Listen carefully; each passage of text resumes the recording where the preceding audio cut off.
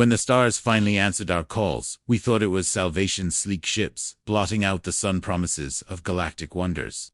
But they saw our history, the wars, the greed, and decided we weren't fit to rule our own world. They came to save Earth by conquering it. Little did they know, humanity's oldest allies were about to wake up. Stories like this where humans defy the impossible and turn the tide against superior foes. Get your blood pumping, smash that subscribe button right now. You won't want to miss the next epic clash. I remember the day they arrived like it was etched in my soul.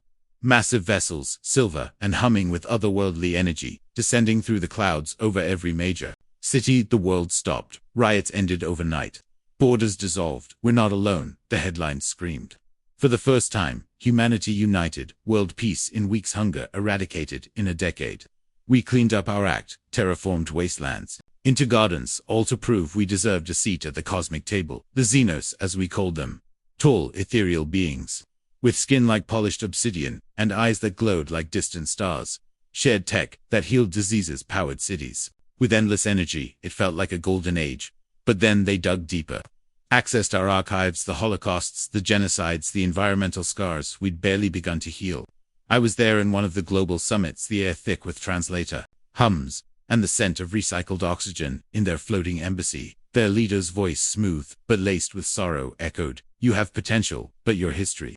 It's a cycle of destruction. For the galaxy's sake, for your planets, we must steward Earth ourselves." We recoiled, agreed. Hell no, even I, who knew humanity's flaws. The pollution-choked rivers I'd fished as a kid, the endless news of corruption, felt a spark ignite, giving up control. That was the line we wouldn't cross. Protests erupted worldwide, chants shaking the streets like thunder. What if this was real? Would you hand over your home to benevolent outsiders, or fight for your messy freedom? We tried words first, but words turned to blood faster than anyone expected. Democracy was our first weapon. Petitions, rallies. We appealed to their peaceful nature. The Xenos preached non-violence, their history free of wars.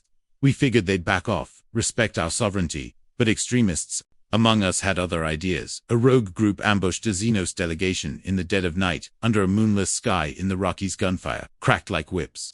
Alien shields flickered but failed against improvised EMPs. Several high-ranking Xenos fell, their bodies crumpling like deflated balloons, iridescent blood pooling on the frost-kissed ground. Human casualties too. Brothers, sisters gone in the chaos. The extremists called it victory. We've shown them we're not pushovers. Wrong move. Within days, war declarations blared from every screen. The Xenos' true might unfolded. Fleets darkening. The skies, ground troops in armor that shrugged off bullets like rain tanks, vaporized in laser blasts. Nukes fizzled, mid-air disabled by some invisible field. Cities burned, the acrid smoke of scorched concrete choking the air. They advanced methodically, wiping out resistance pockets with precision that made our militaries look like kids playing soldier. Lost my family in the first wave, hiding in a bunker, the ground shaking from orbital strikes. I heard the screams over the radio. Still we fought, guerrilla style, scavenging scraps, surviving on willpower, no surrender. Humanity doesn't quit. As hope faded, the impossible began. Nature itself turned against them. What if the planet fought back for you? Would that be a miracle, or something ancient stirring? Rumors trickled in like rainwater through cracks. At first, we dismissed them as desperate tales of freak storm in Greece. Clear skies one moment, then lightning forking down like divine spears, frying 1,000 Xenos in minutes. Their charred suits smoked amid the ruins of ancient temples in Brazil.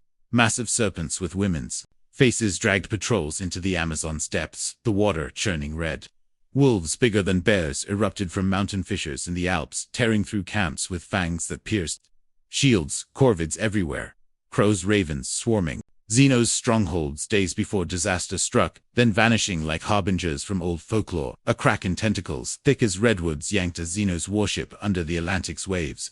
I spoke to a survivor, his eyes wild, reeking of salt water and fear. It was real, he whispered, clutching a flask. We chalked it up to terrain where the lucky strikes, but the stories escalated. Warriors in Egypt on chariots blazing like the sunhounds, with 3 heads in Greece unleashed by shadowed figures in Iceland. A giantess led an army, her spear shattering alien tech. Serious fire-eyed beings, granting death wishes to the desperate. Ireland's spectral horses, drowning Xenos in bogs. Monsters, gods. We laughed it off, humanity's imagination in overdrive, until I saw it myself, cornered by the largest Xenos army I'd ever faced, death staring me down. That's when they appeared. I burst from the tree-lined lungs, burning a scouting party on my heels, straight into a highway clogged with 12,000 Xenos tanks, humming troops marching like an unstoppable tide. My pulse thundered. Crows blackened the sky, their caws a deafening chorus. This was it, my end then. 3 women stepped onto the road, barring the horde. A maiden, playful smile glinting. A mother steadfast. A crone bent but fearless. The old one advanced, no weapon but her gaze. I hit the dirt instinct, screaming from grandma's bedtime stories. Hands over ears, the crone's throat rumbled. A low vibration shaking the earth. Maiden and mother joined their voices, weaving into a scream that pierced the soul. Grief wore hope exploding outward. It wasn't sound. It was raw fury, a planet's pain channeled through them. Xenos froze, organs rupturing, blood spraying from every seam in their suits, eyes liquefied. Bodies slumped in heaps, 12,000 strong, reduced to gore in seconds. The air went still, crows silent above the carnage. The Morrigan merged into one ageless form, terrifying and beautiful. She approached, wiped blood from my ear. Did you think we'd abandoned you? Gods and monsters, real fighting for us, humanity's twist. Not tech or guns, our myths born of resilience, outlasting alien might.